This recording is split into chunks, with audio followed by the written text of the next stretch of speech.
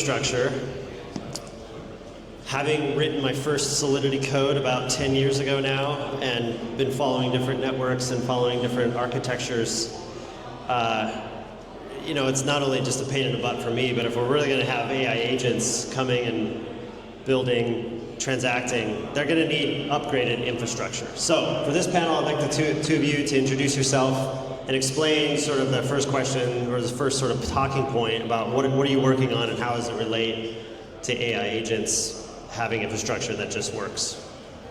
Sure. So Ken DeCross, founder Wire Network, and Wire's just creating that infrastructure piece that inside a decentralized AI tech stack, there's multiple levels. There's, you know, all the way down from the GPUs all the way up to the smart agents. But what they really need is identity in blockchain to be able to go and transact where they need to go. So you need identity. You need a transaction layer, which is what Wire Network has done with our UTL.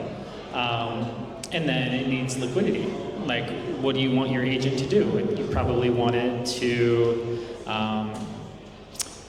chase yield for you, to make you money, to post things on your behalf. And so you're going to need, multiple agents all working together, and they're going to need to be able to transact as cheaply and efficiently and as much as they need to. And so those are the key problems that Wire is solving. Yeah, okay, so I was thinking about how Deus fits into this particular panel, because I mean, our broader mission, the Decentralized AI Society, is to represent just the broad range of providers across the DAI ecosystem and economy, and that can range from all sorts of layers here.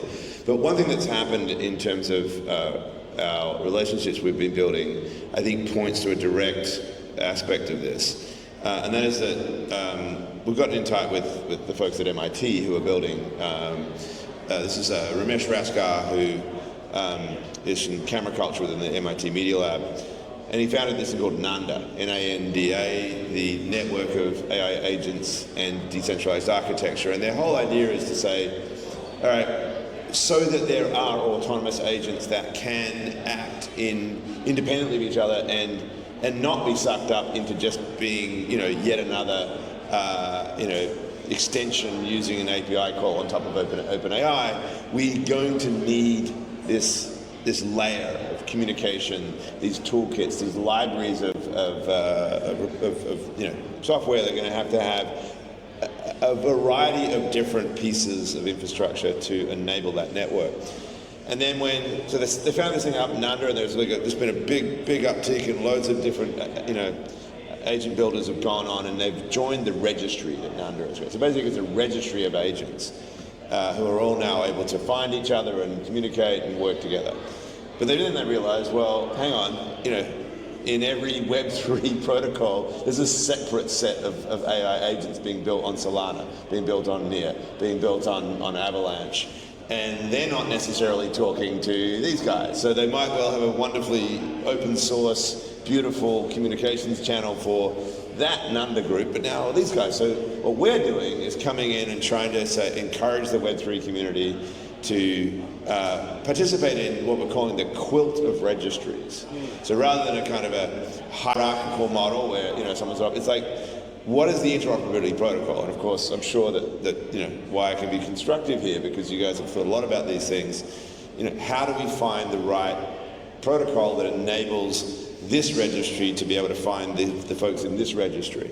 And what I like about it is we're conceiving of the Internet of AI with the traditions of the early, Internet 1.0 era. If you remember, you had Prodigy and AOL and all these siloed different intranets, and then TCP/IP comes along and a bunch of other protocols, and suddenly it became so much more valuable for each of these different siloed entities to just have to, communicate with each other. So I think that's really what we're doing, is sort of trying to be in there to encourage the build out of the communication layer and the coordination layer across these different silos, so that we end up with a truly, open, interactive, internet of AI agents. So you both have made points sort of related to this next question, but from the perspective of a developer who's building in the agentic economy, what are they going to demand of infrastructure in order for it to just work? Like what is the type of experience that developers are demanding in order for them to be able to deliver to their users the type of agentic experiences that we're all looking forward to? I'm going to take a step back and we're going to talk about what the experience is right now, because I think you have to lay that foundation to be able to appreciate like what's coming. So you have these agents that are being built wherever the developer knows how to go. So if it's Polygon, if it's Solana, if it's Base, even if it's a centralized agent, like they're building it wherever they know how. And then but if you think about the way that they're trying to, he's talking about intranets and how it became a unified internet. Like they're trying to manufacture that without the infrastructure being there. So what you do is you have a head agent, like a transactor smart agent, and then you have these sub-agents that are on all different types of chains, like exclusively, so they're siloed. So you have one that's on Polygon, you have one that's on Solana, you have one that's on Ethereum mainnet, and then they're forcing like that bridging and cross-chain swaps and all of that because they're trying to facilitate a need that the infrastructure is not allowing them to execute, and so they're shoehorning in however they can make it happen. Which is terrible for a multitude of ways. Yeah. Like number one is if you give your agent a prompt and you say, here's $1,000, go find me the best yield for the day, you've already handcuffed it. Like what if the best yield is over on a chain that it's not currently on? Then you have to bridge, then you have to pay the fee, you have to wait, you have to do all these things that's detrimental to the agent. Like you want the most highly performant agent that you can possibly have. And so once you start seeing like the current issues with like how they're trying to make the process happen, then you can start seeing like the requirements of what they need. So you need an agent that has one identity that permeates to all these different types of change. You need standardization. Like I said it before in my presentation, like does everyone remembers the internet when, well, number one, where you didn't want to put your credit card online, right? But two, like you had to, not every website, depending on what browser you had, populated. It's like, okay, this one's got to be Netscape, and then this one's got to be Internet Explorer, and then you had to keep doing that. Like it was fragmented. And then HTTP came in along with some other standardization frameworks, and guess what? User experience was flawless. Any website, any browser, standardized, and then it served it up to you. And then you have like SSL, and then next thing you know, like payments, and then you get Amazon. You don't get Amazon without all that standardization and infrastructure and security ahead of time. And so that's where we're in that phase for blockchain, agents, everything. It's the next generation of the internet. It's just the next phase. Like we used to do everything on paper, then we went a little digital, then it was full digital, and now we're decentralizing everything. And so that's where we're at. It's just the infrastructure is just now getting to the point where innovations happen and it's usable, and we're right there, and it just so happens to be that it's lined up perfectly with the dawn of AI. And so those two things, like that's what we build everything for. Like what was blockchain for? Like what was the internet for? Like what was everything for? It was all for AI. Like it's from identity to encryption to standardization, and it's just going to be just the amount of transactions on chain from these agents. It's not going to be just 1 or 2x. It's going to be like 40, 50, 100x times the on-chain transactions once these get released, now that the infrastructure's there and available. So I think when we look at the problems we're trying to solve here for this big vision, right? This billions of agents operating anywhere in real time, 24/7, trading billions of transactions per second and across this internet. It's the core problem that needs to be solved is the same core problem that the founders of the internet were trying to solve. Is how do you enable these autonomous, independent actors anywhere in the world to trust each other, right? And the way we've solved it in the pre-internet age, of course, was through institutions, banks and governments and certifying authorities of all kinds. And, you know, suddenly the internet came along and blew all that away, and then we had to think, how are we going to do commerce on the internet? Because it's all very well that we can share, like, you know, our blog posts and thoughts and PBS and everything else, but when people actually want to make a transaction and pay for something and deal it, how am I going to trust this website on the other side? So that's when you get all these other protocols. You get SSL, you get, like, you know, VeriSign for credit cards. You have, you know, we had to bolt on these sort of like certifying authority type structures, essentially protocols, but also kind of like entities behind them that approve that. Why AI matters in this equation is because an agent is so fast and so able to just, you know, act and essentially take whatever it's getting at any given time that you can't bring in the clunky old world of banks and certifiers. You're going to have to build these very native decentralized architectures. You're going to need, you know, swaps. You're going to need, you know, the kind of protections that you can get from a blockchain.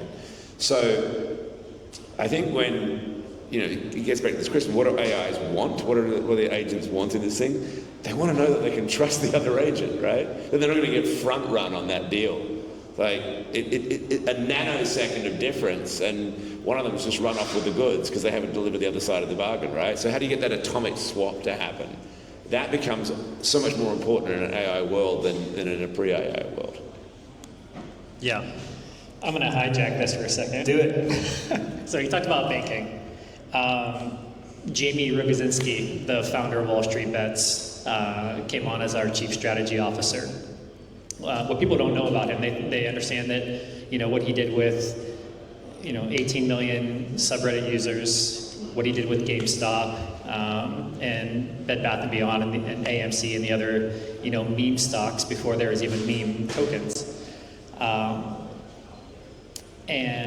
But what you don't know is he's technical. He has a computer science background, so he's been looking for the infrastructure that allows. I mean, what's Wall Street Bets going to do? They're going to go to agents. But the whole point is, like, the financial industry is coming to us.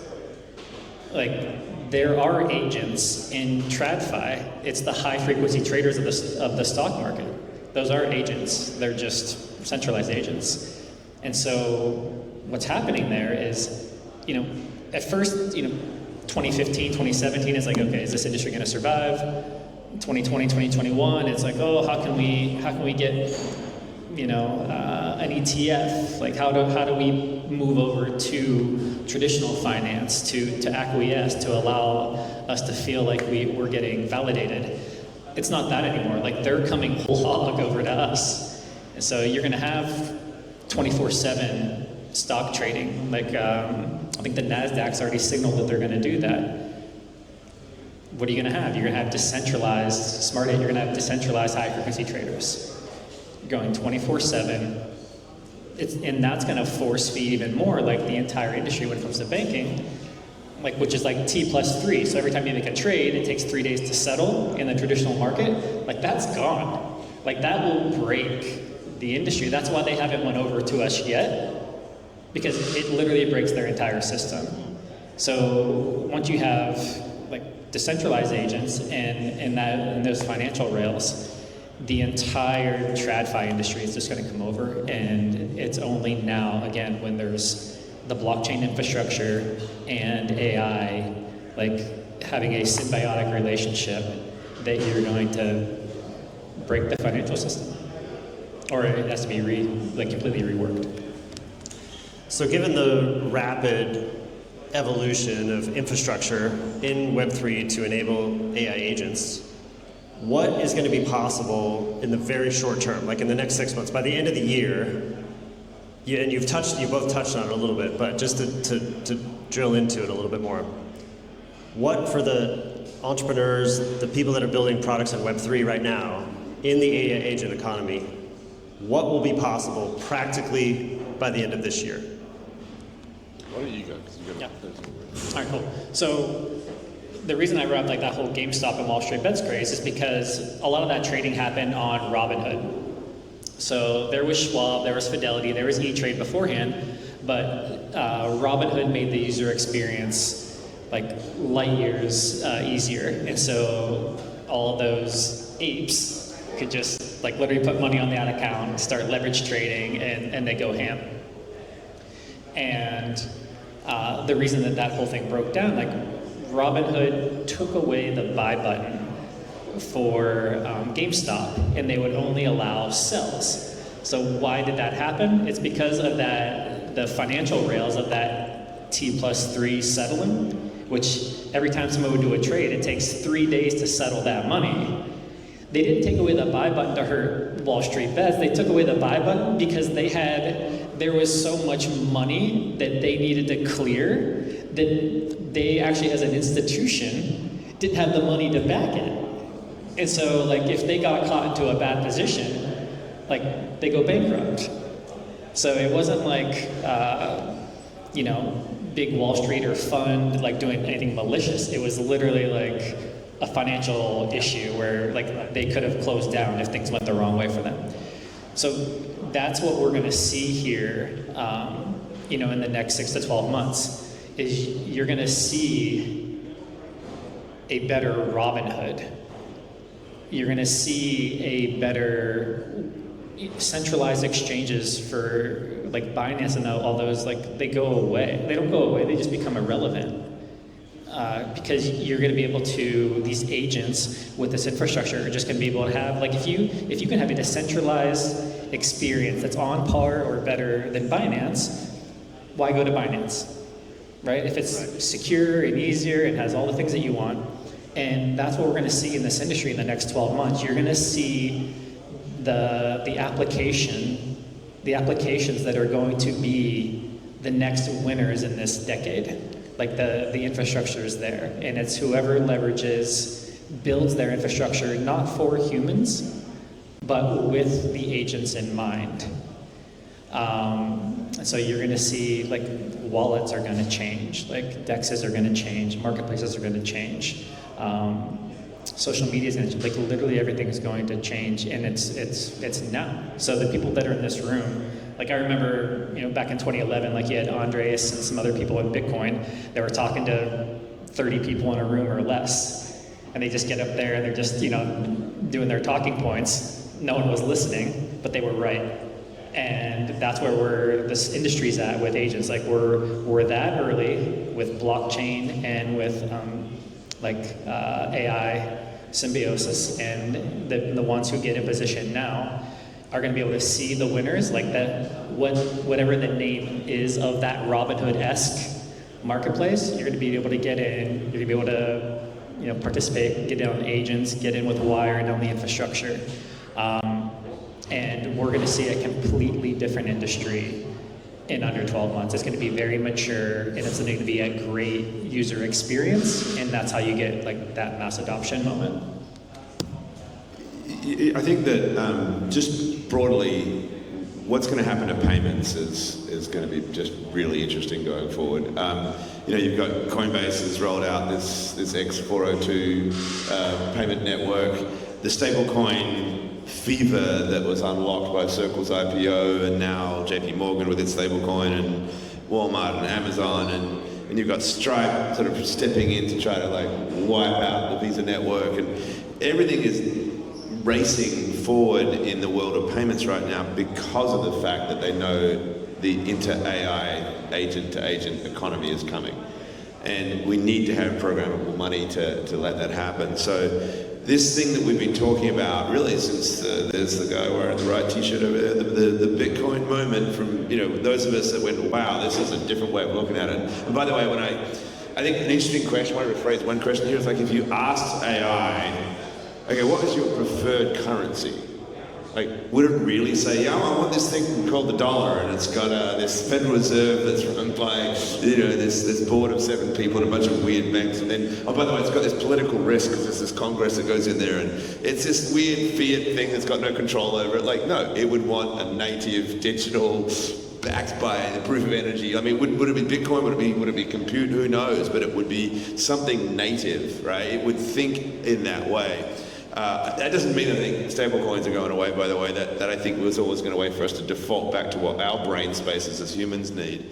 Nonetheless, this programmability idea that sort of was unlocked by the emergence of Bitcoin, I think is what's now driving this push. It's not even, the mainstream's not using that word, but that's what everyone's seeing, right? And so where does that go within the next 6 months? Everything's moving so fast. I would imagine that we're going to see, agents that are just sitting on treasuries and managing treasuries and moving funds and engaging in games with each other. And, it's that emergent economy around that payment capability that I think is going to be interesting and scary at the same time. Yeah.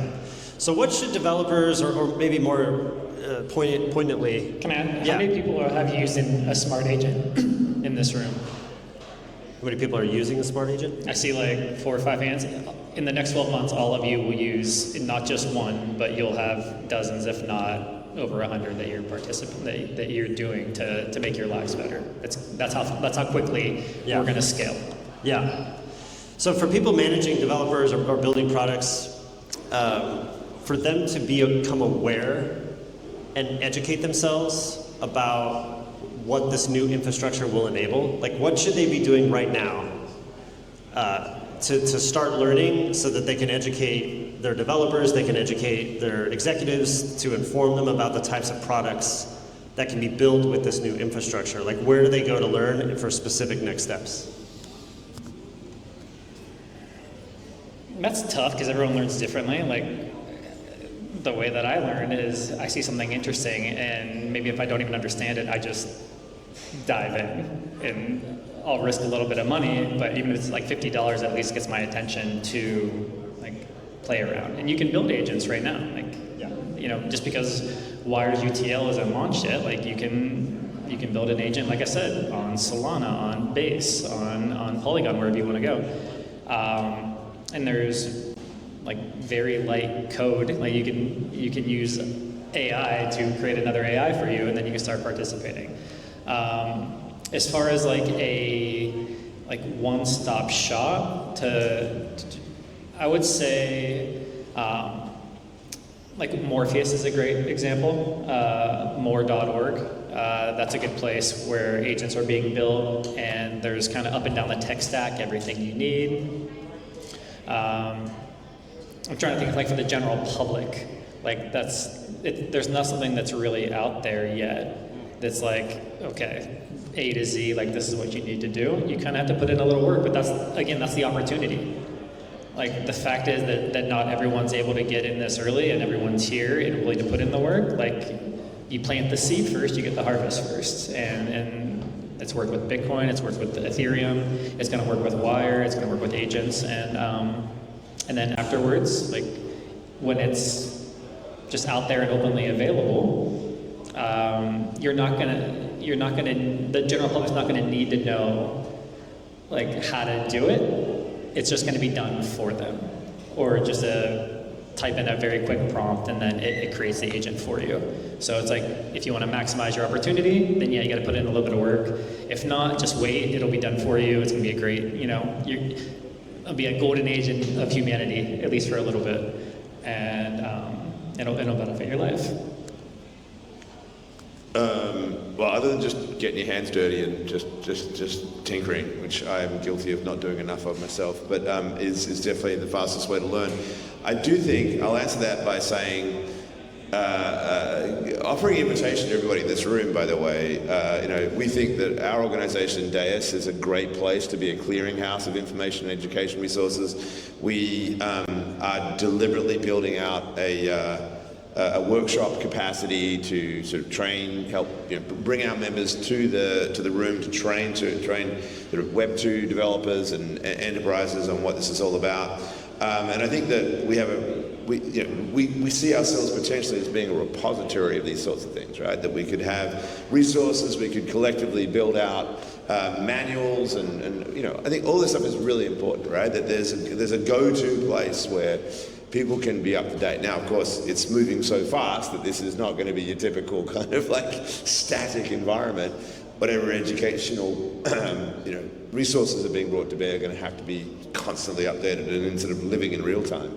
But we certainly feel like DAIS has not just an opportunity, but really a responsibility to be that educational resource for both this community and the Web 2 community. Yeah, awesome. So for those of you who don't know, I'm a venture capitalist on my third fund, deploying capital pretty aggressively for those building next generation Web3 apps on Wire, and in these paradigms now that the new infrastructure enables. So just in 30 seconds that we have left here, like what's one thought that you just want to leave with everybody in the audience here? You go. Sorry, put you on the spot. I go to a lot of conferences, listen to a lot of panels. It doesn't matter if it's centralized, decentralized, what part of the tech stack it is, what application it is, whether it's a wallet, a DEX. Everybody harps on one issue, which is liquidity. Everybody complains about liquidity. If it's a centralized exchange, if it's a decentralized exchange, this is the one thing that's being solved here with Wire and like that interoperability and universal transaction layer. And so that's what we're going to see here in the next 6 months. There's going to be universal liquidity in this industry. And again, it just so happens to be, it's not just that the humans are complaining. He asked, like, what's the agent going to use? Like, what currency? It's going to use the one that has the least hurdles to go through. Like the least amount of fees, like the best security, the easiest way to go from one to another. And that's the one that it's going to choose. Like, you're not going to choose it for you. And so having that universal liquidity there, where it doesn't matter if it's ETH on mainnet or ETH that's on Polygon or ETH that's on Solana, it's just ETH. And everything is just the blockchain. Like, that's what Wire's doing. Like, it doesn't matter what chain it's on. That's when you're going to see this explosion. And again, like I said, by the end of the year, in the next 12 months, like, everybody in this room will be using a ton of agents. Okay, so I'm going to cover this from a different angle. I've written a bunch of books in my time. I have a literary agent, and she's wonderful. It's Gillian McKenzie, and I've worked with her for 19 years, coming up on 20, and I've published 6 books with her, and she's awesome.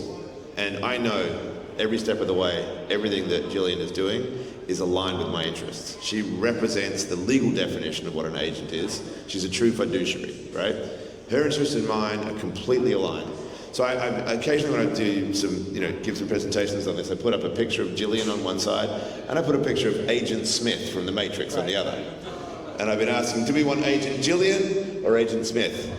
We want Agent Gillian, all right? We want our agents to be fiduciaries. They have to represent us in every single way. We have to know that we can trust them.